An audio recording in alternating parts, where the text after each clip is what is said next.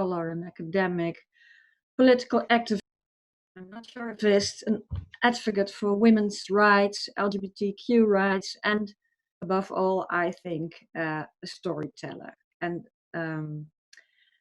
in your bio, it says, Politico chose you, and I quote here, as one of the 12 people who will give you a much needed lift of the heart.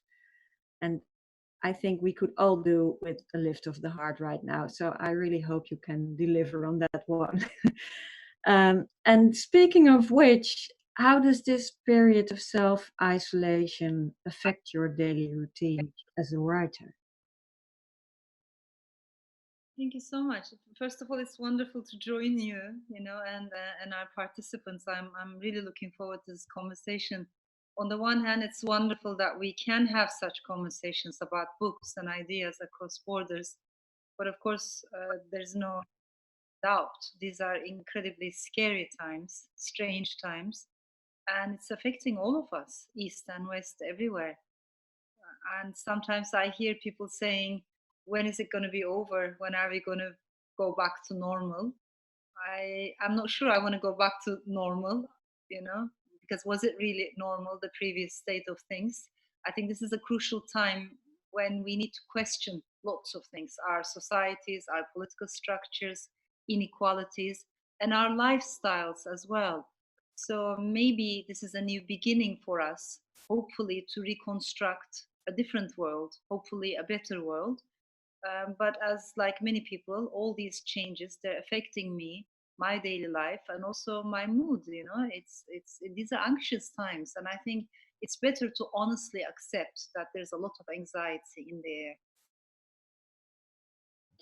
I saw you made quite an emotional appeal on Instagram about reading fiction, how the importance of reading fiction in these days, because people say, I don't need fiction right now, I just need non-fiction.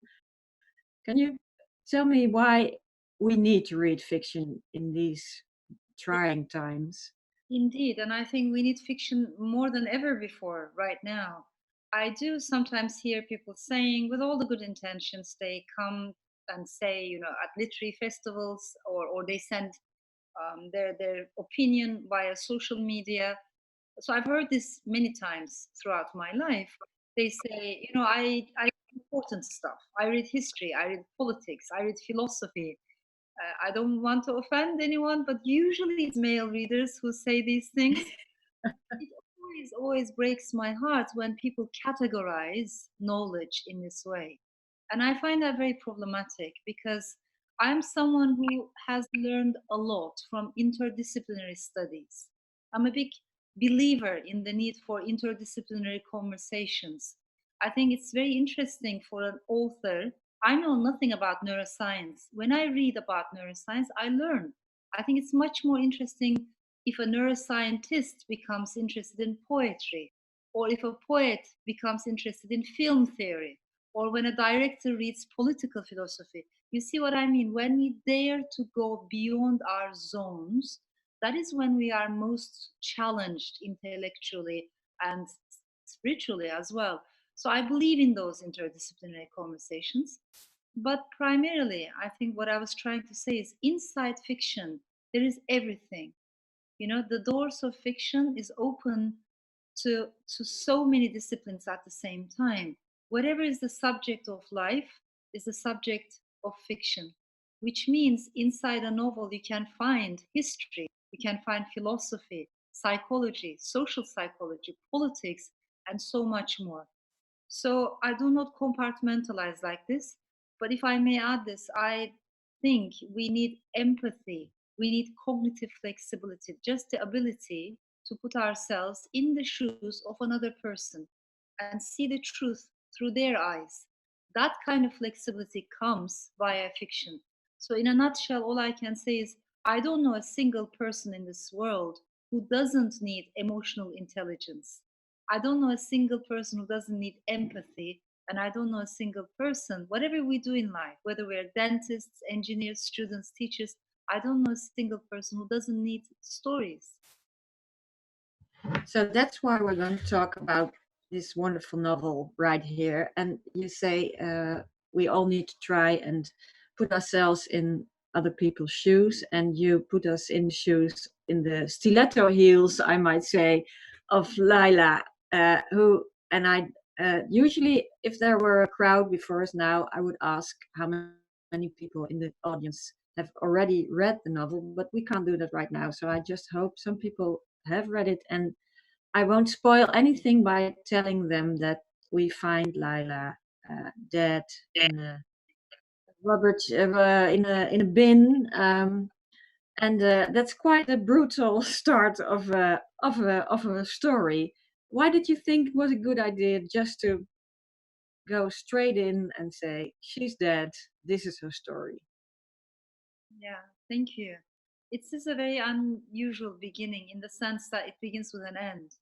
Right away, we know, as you said, the main character is dead. She has been brutally murdered, and her body has been dumped in a garbage bin. And before I go any further, I have to also tell you that a very similar incident happened in Istanbul. Back then, a transvestite sex worker, her body was dumped in a garbage bin, like the final insult, and it was half burned. I have never forgotten her. I have never forgotten her story. So it stayed with me. Of course, Leila's story is different, but all I'm trying to tell you is that there are so many things in this book that are very connected to reality, the reality of the country where I come from. But from a from the point of view of a storyteller, I think what was interesting for me was to start with an end, and I think I became very interested in these scientific studies that show after the moment of death, after the heart has stopped beating, the human brain can remain active for another few minutes. Particularly in Canada, there has been a series of research that shows sometimes the dead, the brains of the dead, can work for up to 10 minutes. And so, to me, as a novelist, that was a fascinating puzzle. What happens inside the human mind in that limited amount of time? And if it is true that the part of the brain that is in charge of long term memory is the last bit to shut down, then what do the dead remember? You know, and that gave me the structure of the novel as well. And it's set in Istanbul in the 70s, because Laila is born in 1947 and she grows up in Van. We'll get to that later on, but first I'm curious to know why, especially in this era, because you're from 71, so it's not a time you you were there yourself. So why is it important to place the story in the 70s? I think there are two things. I love to read and research. I mean, it goes without saying, but every writer needs to be a good reader at heart. And maybe staying in academia long years, I've stayed in academia in different disciplines. I'm not a disciplined person in my daily life, but academia taught me whatever you research, you have to do it seriously. You know, you have to respect your subject. And in a way, that gave me an additional sense of discipline. So, whatever I write about, I really do a lot of homework on that subject. I read, try to find not only written culture, but oral culture, testimonies. So, there's part of it is that I personally was interested in that period. But secondly, of course, it's Leila's story that brought me in that direction, because as she keeps remembering her past, this dead woman, as her brain is still working minute by minute by minute, we travel into her childhood, teenage years. And because the human memory does not work in a linear way, the structure of the novel is not linear either. I particularly love the one of the first scenes where you tell how Lila's mother avoids a lot of things to harm her baby when she's pregnant. She avoids. I have what she does and doesn't do in order to have this healthy baby, and she doesn't touch peaches. She doesn't smell roses. She doesn't cut her hair. It's quite a list, and it's so fascinating. I really wonder, did you make all this up, or is that type of superstition traditional in this area? They're all real, you know. Everything I mentioned there are collected from Anatolian folk tales and oral culture and superstition. And maybe I should also share with our audience that I myself was raised by a very superstitious grandmother. Until I was 10 years old, I was my childhood was a bit unusual. I was born in France, in Strasbourg. After a while, my parents got separated. My father stayed in France, and my mother brought me to Turkey, to Ankara, and we came to a very conservative neighborhood where I always felt a bit like an outsider. But what I'm trying to say is, I was raised by two women rather than in a family environment, traditional.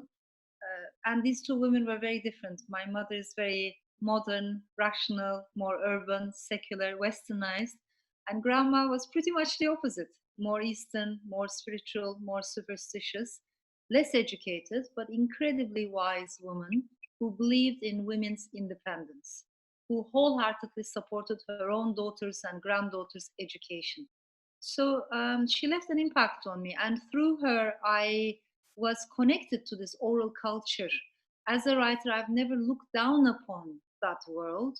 And I think it's very visible in my work that maybe I try to bridge written culture and oral culture. Is there a lot of your grandmother? Because I think she passed away just before you started to work on this novel. Is this some kind of tribute to her as well? I think so. I think in many ways it is. And it made me think about mourning, grief, death. Um, so definitely, she did play an important role. I wrote it at a time when I was not able to go to Turkey. So maybe that sense of longing also played a role. But if I may share this with our audience, even though this is a book that deals with difficult subjects, I honestly think it's an uplifting book. And I've heard this from so many people that it is, you know, it has humor, it has oxygen, it has lightness, it celebrates diversity, friendships, and I think it does celebrate life, you know, joy.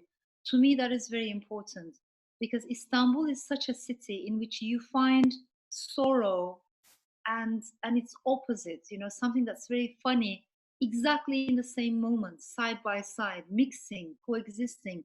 You can't just in a sterile way isolate them. So sometimes this is a challenge for some maybe Western readers, but in this country, particularly in a city like Istanbul, everything is constantly mixed. The ugly and the beautiful, the past and the present, you know, opposites clash and coexist. So it was also important for me to have humor, but overall, I do hope that it's an uplifting novel, despite the subjects that it deals with. Oh yes, it definitely is. And now that you mentioned the importance of friendship, which is a very important part of the book, because Laila has 5 friends, and we get to know them quite well. And there are quite a bunch of outcasts themselves. Laila is an outcast, but these friends of hers are outcasts as well. And it seems like Istanbul in the 70s maybe was more welcoming to outcasts than it is now.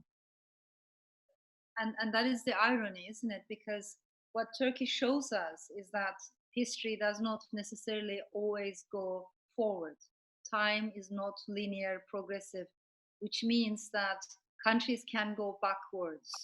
Countries can decline into ultranationalism, religious fundamentalism, authoritarianism, this populist, jingoistic rhetoric, all of which happened in Turkey. And I think if this is true, if it is true that countries can go backwards, I think we women need to be more concerned. We women need to be more alarmed because when that happens, when democracy is shattered, the first rights that will be curtailed, will be women's rights and minority rights. And this is exactly what we're seeing. So as Turkey became more and more enclosed, more and more authoritarian, I think it also became more patriarchal, more sexist, and definitely more homophobic. And it's not a coincidence because when democracy, even the potential of democracy, is shattered, those societies lose their respect for diversity, which means in a land where there is no democracy, if you are different for whatever reason, it could be the color of your skin, it could be how you look, it could be maybe your sexual orientation, it could be your political views. For whatever reason, if you are different in the eyes of the authorities or the public, then life is going to be difficult. And for me, it was important to say for people who have been pushed to the periphery, the margins, I think it's even more important to have solid friendships. That's why in the book I talk about water families. Yes, we have blood families, they are important, but let us not forget that in life we also build water families, which are our friends. Yes. And there's a heartbreaking scene where you describe the neighborhood where Lila lives, where there are Armenians, Greek Orthodox, Russian Orthodox, Jews, Sufis, all these religions, they were there though in those days, and now they're all, well, not probably most of them aren't there anymore. Yeah, indeed. And actually, in the book, I mention it in a like one sentence, passing sentence, but there is a street name mentioned, which is Kazancı. It is a street that runs all the way down from Taksim Square, which is in a very central place, of course. I lived on that street. That was the first place where I lived when I came to Istanbul as a young writer, as an aspiring writer. And that street, I had a very small flat, very gloomy. It left a big impact on me because it, rather than a street, it felt like a boat in the sense that nothing felt solid, as if we were all passengers. Because when you look at the history of the street, of that Kazancı, which means cauldron maker in Turkish, interestingly, that street was populated mostly by minorities. So there were lots of Armenian families, Jewish families, Greek families living in that area. And in 1940s and 50s, the remaining minorities in that area, many of them left because they didn't feel welcome anymore. In 1955, there was an ultra-nationalist mob smashing the windows of minorities. That also was a big trauma for minorities, understandably. And then in 1970s, sexual minorities came to this street. So many LGBTQ community members came. There was also a big transsexual community at the time. And after the military takeover, many of them were driven out by force, and they had to leave. And then in 1990s, artists came, more bohemian, maybe feminists came, and then over time they also left because it was becoming more conservative. The reason why I'm sharing this is because when I was living there, I had an old Armenian neighbor, an old Greek neighbor, an old transsexual neighbor, like remnants of the past. And all of that, the stories of even one street, left a big impact on me to understand Istanbul's complexity. Istanbul is very important in this novel. It's one of the main characters, you could say, and you also say it's kind of, what would you say, a magician's trick gone wrong. Can you explain what you mean by that? First of all, it's a mesmerizing city, there's no doubt. And I think even when I'm away from Istanbul, I do miss it dearly. I feel emotionally connected. And it honestly is a fascinating place for anyone who is interested in creativity and stories because it's teeming with stories. But at the same time, it's a difficult place. As a woman, you might find it difficult and very patriarchal. As a writer or journalist, someone who believes in freedom of speech, you might find it hard because there is no freedom of speech. So urban life is not easy. But I've always had the impression that there is no Istanbul, in fact. There are Istanbuls, plural. And they coexist, but they also clash. And that clash is very visible. So Istanbul, in my opinion, is not a city of melancholy. It's a city that is throbbing with energy, high energy. But within that energy, there's also destruction. It can be very tiring. It can go either way. And when you live there, especially longer time, you feel that very much in your soul. If I may add this, when you walk on the streets in Istanbul, you will see immediately that the streets belong to men. Public squares belong to men. Especially after sunset, the city feels like urban space belongs to men.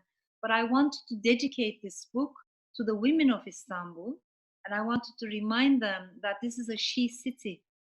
You know, in the eyes of poets for centuries, Ottoman poets always dreamed it as a she city. In Byzantine Empire, Istanbul was always associated with goddesses, with female, energy. So there's a part of me that wants to remind my readers and myself that this is also our city. And I think as women, we need to reclaim the public space.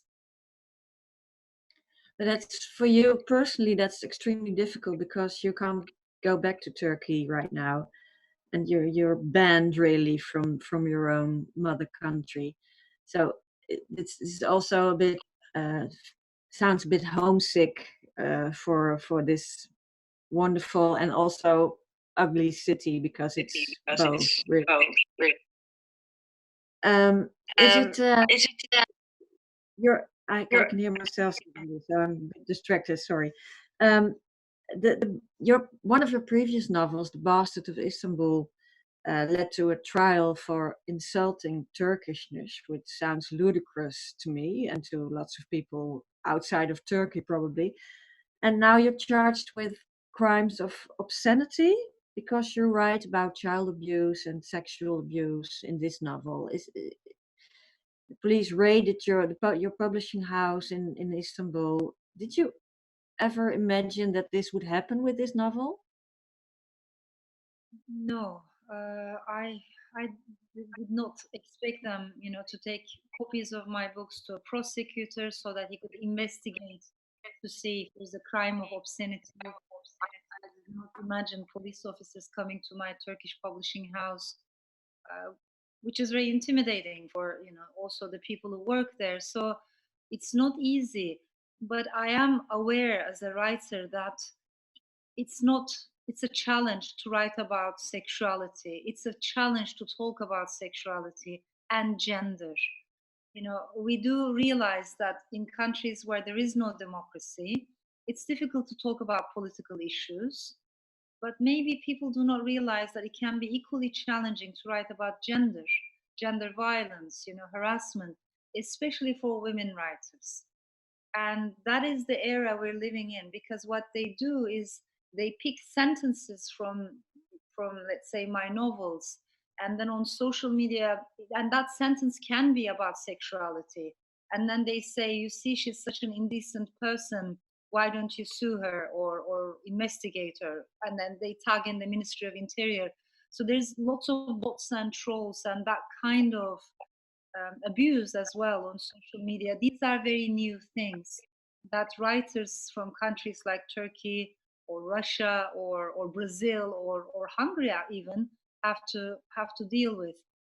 All I can say is, of course, as a storyteller, I'm interested in stories, but I'm equally drawn to silences, and I want to be able to talk about these silences.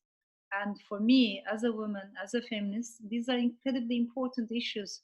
As I said, I myself have been raised by two women. How can I not write about women's stories, when it matters so much to me? So to me, the tragedy is this is happening in a country where we have a serious problem when it comes to sexual violence, gender violence, and harassment. So instead of doing something about it, instead of opening shelters for abused women and children, instead of changing patriarchal laws, what the authorities are doing is to investigate fiction writers who write about these issues. And that is a big, big paradox. I understand because in the novel the mother of Laila is forced to give her baby to the first wife of Laila's father, because he has two wives. I understand there's a new law now where, in fact, polygamy is more or less okay again. Is that right? No, not exactly like that.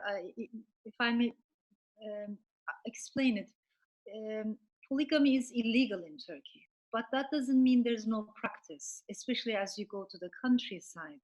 One thing that worries me immensely is, as you know, we have 4 million refugees in Turkey, and many Syrian families thinking it will be safer for their daughters to be married, they started to marry off their daughters at an increasingly younger age. And sometimes we see cases of polygamy there as well. Women's rights organizations, particularly in the region, have been flagging this issue again and again for so many years. But if I want to share with you one example just to show the mentality of our legislators in Turkey. Last year, there was they came up with this horrific idea. They said, why don't we reduce sentence given to rapists of underage victims if the rapist agrees to marry his victim? As if the rapist is doing a favor to the victim. If he agrees to marry, then his sentence, his punishment is going to be reduced.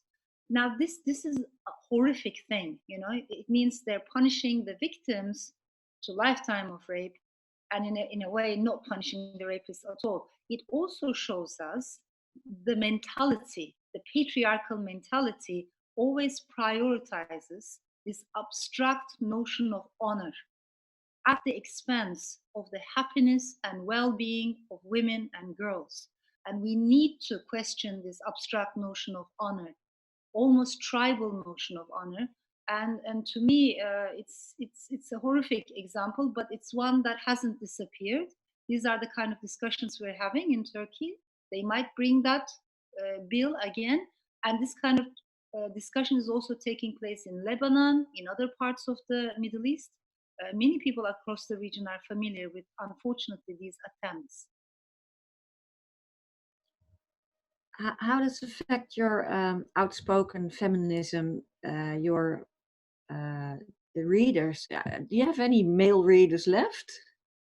I do. I have, believe me, I have so many male readers, and I have a very heartwarming, bond with them, and it means a lot to me, because what I do talk about is this: in a patriarchal culture, there is no doubt it is difficult to be a woman, but I sincerely believe it's not easy to be a man either.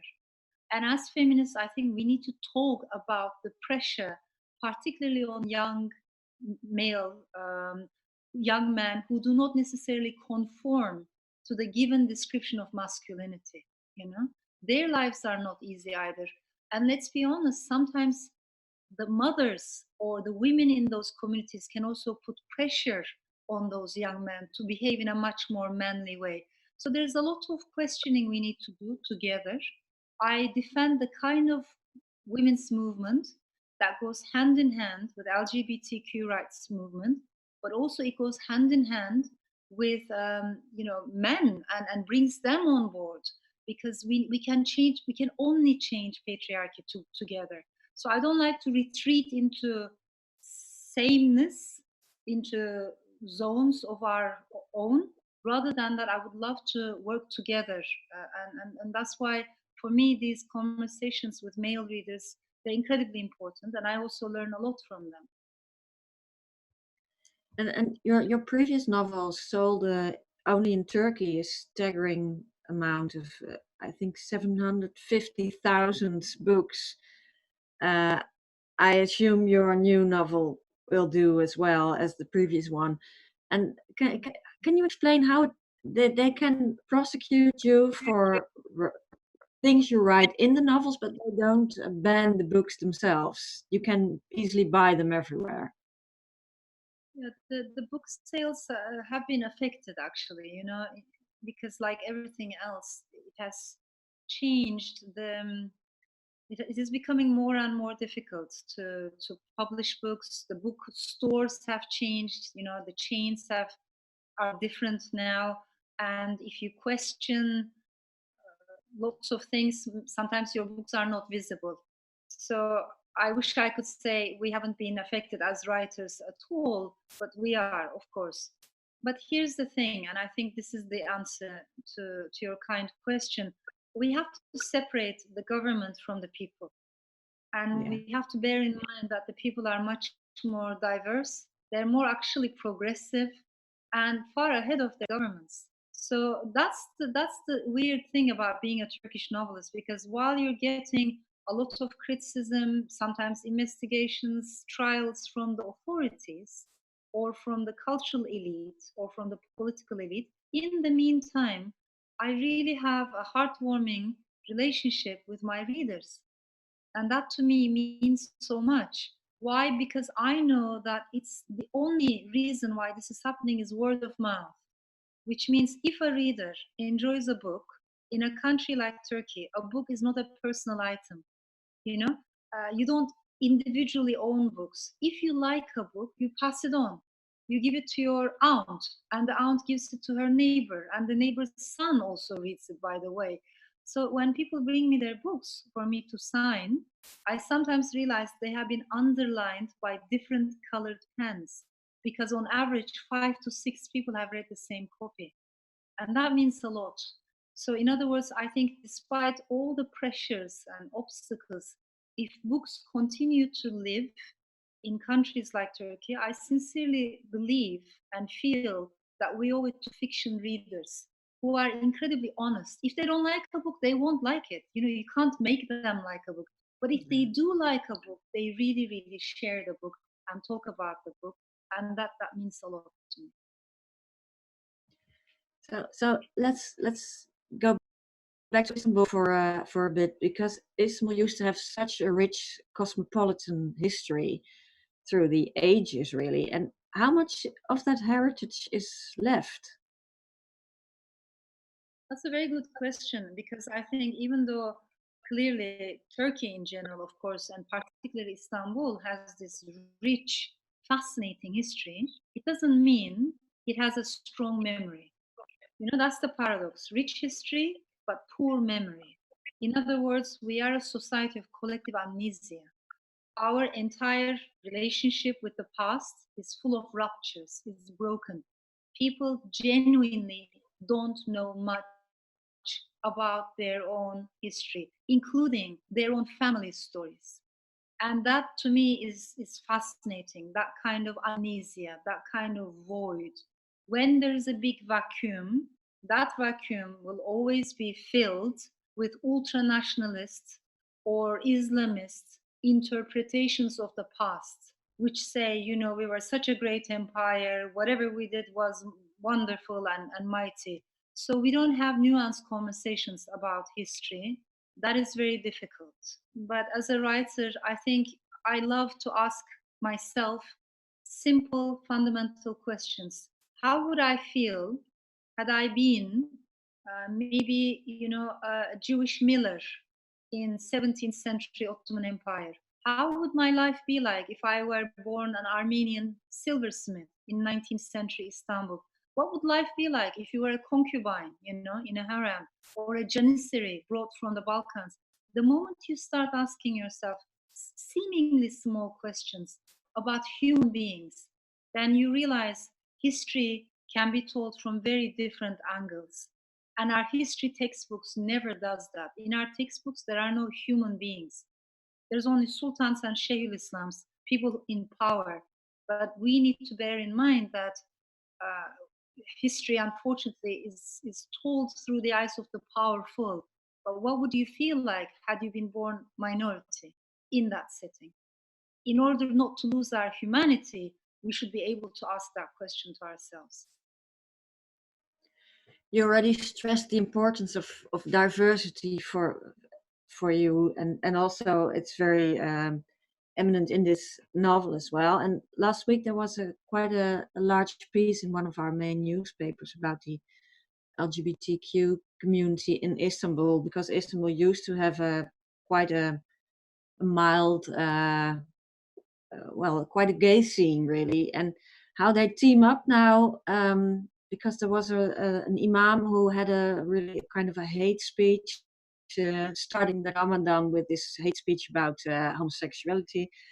And this article said the LGBTQ community now teams up with the Galatasaray and the Fenerbahce fans, and that was I found it very funny and also uplifting, really. Yeah. As you rightly said, there was a time when Istanbul was relatively, of course, I'm not saying there was no homophobia in Istanbul, but relatively a much more welcoming urban space for sexual minorities. There was a time when the Pride parade, the Pride march, could be organized in Istanbul and in Ankara.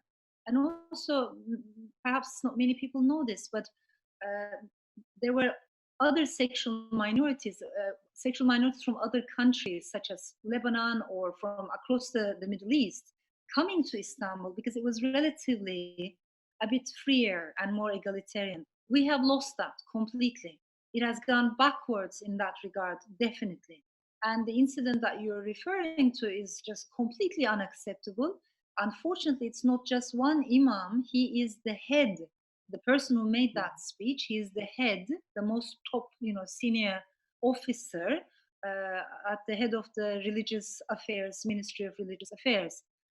And then the government made statements supporting his statement. At a time of pandemic, to single out a sexual minority and talking about how they're polluting or bringing diseases, how sinful their lives are, it's not, it's completely unacceptable. It is hate speech, and we need to raise our voices. But it's very difficult because homophobia is unfortunately deeply rooted, and it's one of the very difficult subjects to talk about. Yeah. I need to go back to the novel for a bit, because you have to explain to us about this incredible cemetery, the cemetery of the Companionless, it's called, and it's for the people who haven't read the book yet. It's so interesting to hear about this place because it's really gruesome. Yes, this is a real cemetery. It is a graveyard that exists on the outskirts of Istanbul. And the Turkish word for it is kimsesizler, which means people who don't have anyone in life. So it's a graveyard for people with nobody.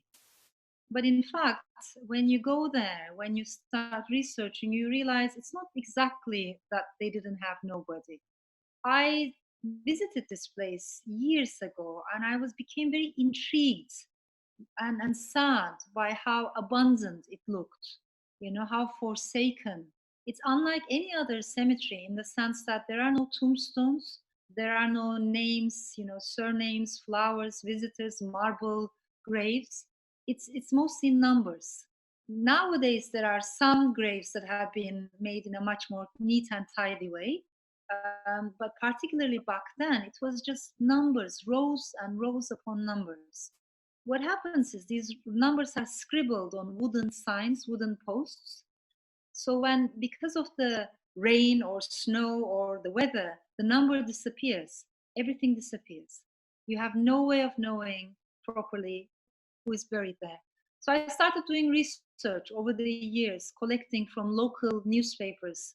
And then you realize the people who are buried there are almost always, other than the homeless and people who have been missing, many of them have been rejected by their families. They have been rejected and denied a proper burial or funeral. So I realized that there are many people there who have died of AIDS-related illnesses, HIV-related illnesses, particularly in 1980s and 1990s. Because of the stigma of AIDS, they were not given a proper burial. They were sent to this cemetery. There is a big LGBT community there.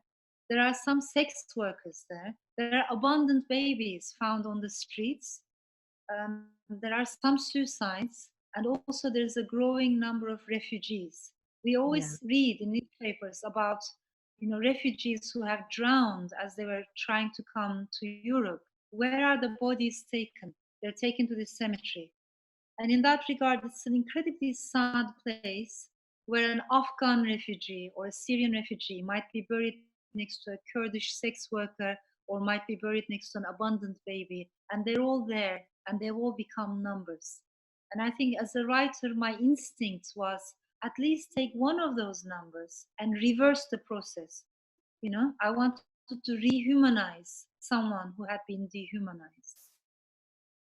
Yes, because we must stress that even though this is an awful story about the cemetery, you made kind of a slapstick scene out of removing a body from there. So we won't spoil that part, but it's complete slapstick in spite of what the reality of this awful graveyard. So that's what you said. It's That's what you uplifting. said. It's uplifting.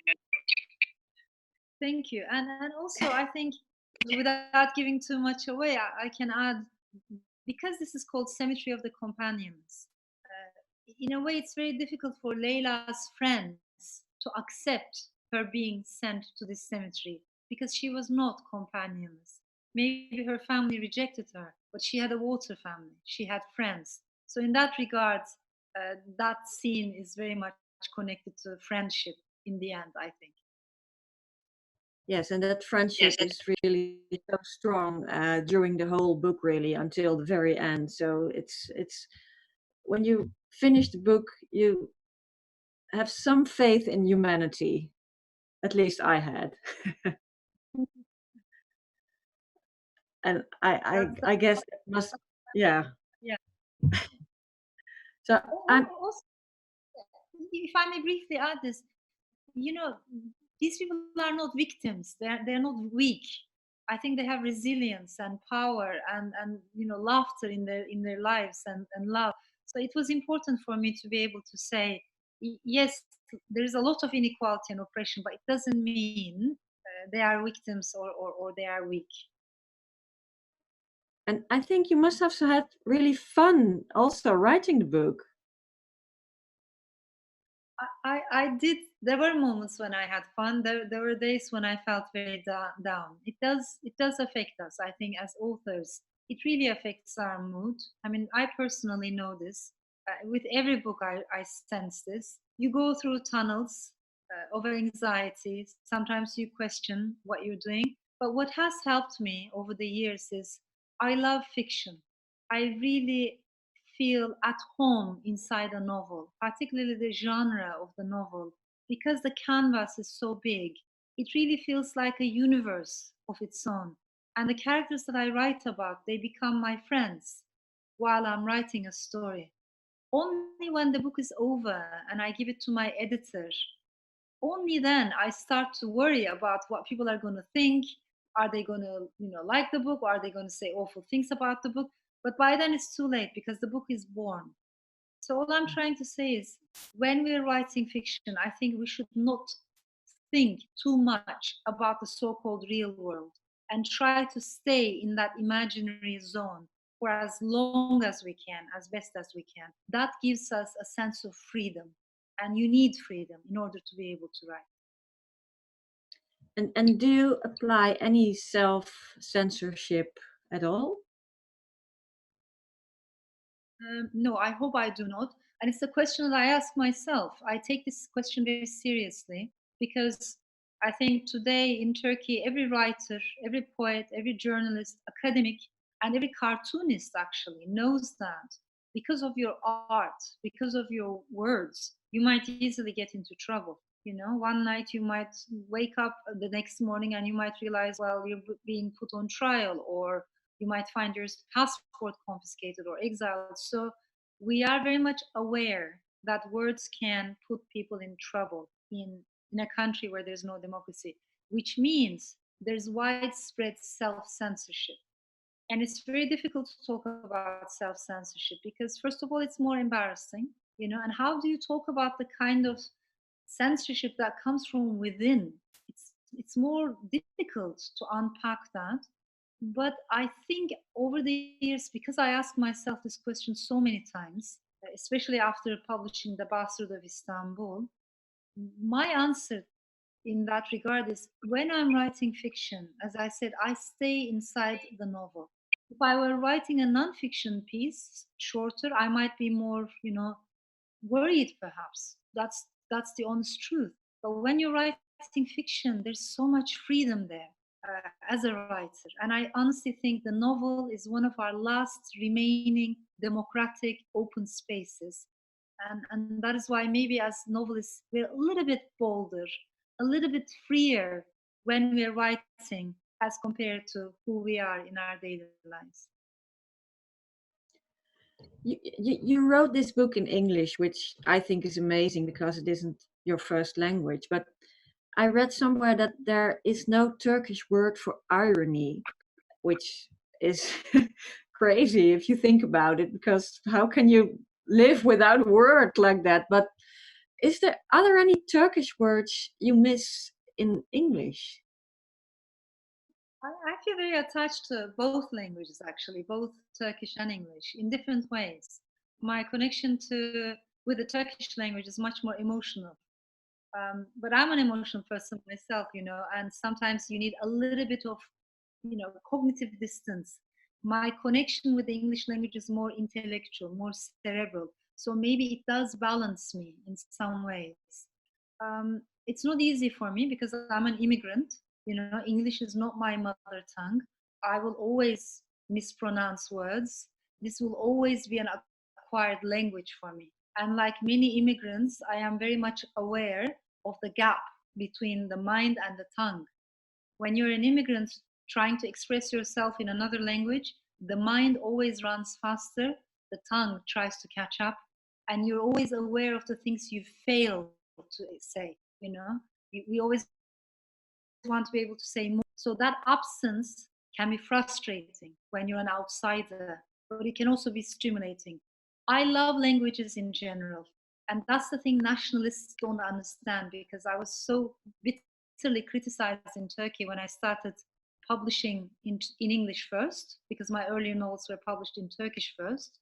Then about 15 years ago now, I switched to English completely. And back then there was a big backlash. And people were saying, well, now she can't be called a Turkish writer anymore. She's not one of us. And I've never understood that tribalism. I think we live in an age in which we can dream in more than one language, And if we can dream in more than one language, why can't we write fiction in more than one language? If that's how you feel. This is the age of movements, cultural encounters. But overall, I can tell you, if I'm writing about sorrow, melancholy, longing, I find these things much easier to express in Turkish. Whereas when I'm writing about, if my writing has humor in it, which as I said I love, irony in particular, and satire, I find these things much easier in English. And maybe that's a cultural difference as well as a linguistic one. Yes. I'm going to switch to some questions from people who are watching. I have someone here called, where is he? Paul Rich. He says, I'm a male reader and I very much appreciate your attitude. I've traveled to Turkey several times and found it a beautiful country with beautiful people. Can you describe how it affects you not to be able to be in Turkey? Thank you so much. Really appreciate the question. I think it does affect me emotionally. But the interesting thing is, not being there physically doesn't mean you are disconnected in your mind, in your soul. So sometimes actually people who are abroad or in exile can follow what's happening in Turkey even more closely, because you feel a sense of longing. I do feel very attached to the people, particularly women, youth, young people, minorities. I feel always more optimistic when I talk to the people in Turkey, people of all walks of life. And I always feel much more depressed and pessimistic when I look at the politics and the politicians in Turkey. And I have here a question from a lady who's called Caroline Smit. Why is it that in such an international city as Istanbul, made up of so many people, so few people speak a language other than Turkish? I was lucky enough to live in Istanbul for a year and a half in Free Republic of Cihangir. I did try and learn Turkish, so beautiful but so difficult. And I was always sorry I couldn't communicate with more people outside the expat enclaves. Yeah, thank you. It has to do with the education system, of course. I wish, it was different, and at school we did teach better languages. I also want to add that I wish people could have education in their own mother tongues in Turkey. How can I forget the Kurdish population who cannot have education in their own mother tongues? So when we talk about languages, I think we should always bear that in mind. When I was a young writer, I never forget I came to Hay Festival in England for the first time in Wales, and it just struck me because I'd never seen anything like that before. I'm talking about a road sign. The road sign was written in English and in Welsh.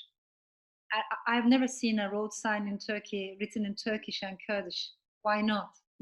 So we need to talk about language. Of course, why don't we teach English? Why don't we teach French, German? But why don't we let people also have books in their own language? In Kurdish is also a question that I think we need to talk about. Do you think there's any reason to feel optimistic about the future of Turkey? I think our futures are connected. I don't want to isolate Turkey, as, of course, it has its unique aspects. It's a very complex country in many ways, but at the same time, I want to be able to talk about the world too, in the sense that we're living at a time when all of us, we are interconnected. And especially with the pandemic, we have seen how what happens in one part of the world affects the lives and happiness and livelihoods of people in completely different parts of the world. So I'm someone who believes in maybe multiple belongings. I'm an Istanbulite, of course, but I feel attached to the Balkans, the Middle East. I think I'm a European by birth. The values that I share over the years, I have become a Londoner. And despite what Theresa May has been saying, I would like to think of myself as a citizen of the world as well.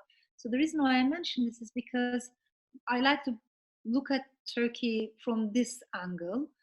And of course, there's reason to be optimistic because there are amazing people living in Turkey, beautiful minds, global citizens, people who are connected with the world, young people, as I said, who are very resilient. Maybe we don't hear their voices, but they do exist. What is depressing, unfortunately, is the inequalities, the authoritarianism, the politics, which got worse and worse. And in that regard, I think it's healthier to be half pessimistic, half optimistic. I have another question here from a lady called Eva Laszlo Herbert. Do you ever feel melancholic or nostalgic for the Turkey you love, which might be very different from the Turkey of now? If so, what does nostalgia and or melancholy give to a writer? Thank you so much. Yes, I do. I do feel, sadness.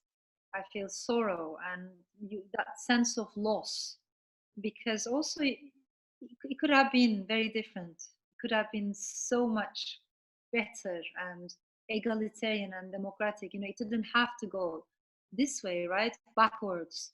So of course it breaks my heart because it deserves a proper democracy. The whole world deserves proper democracy. And I think as a writer, maybe it does make me emotional. It does also make me more attentive to the losses, as I said, to the amnesia, the things we cannot talk about, the silences. I'm someone who has always tried to give more voice to the voiceless and try to bring the periphery to the center. It makes me more aware of how difficult and lonely it is to be different in Turkey. I think that's a good way of saying goodbye to to all the people who are watching us by now, and I think I can speak for all of us if I say we look forward to your next one, and I guess you have all the time in the world now to start writing. So I really appreciate this. This was such a beautiful conversation. Really enjoyed it, and I also thank the audience for their questions. Hope to thank see you you so in much. another person one day. Thank you. We see you in real life one day, back in Den Haag at Border Kitchen or Crossing Border.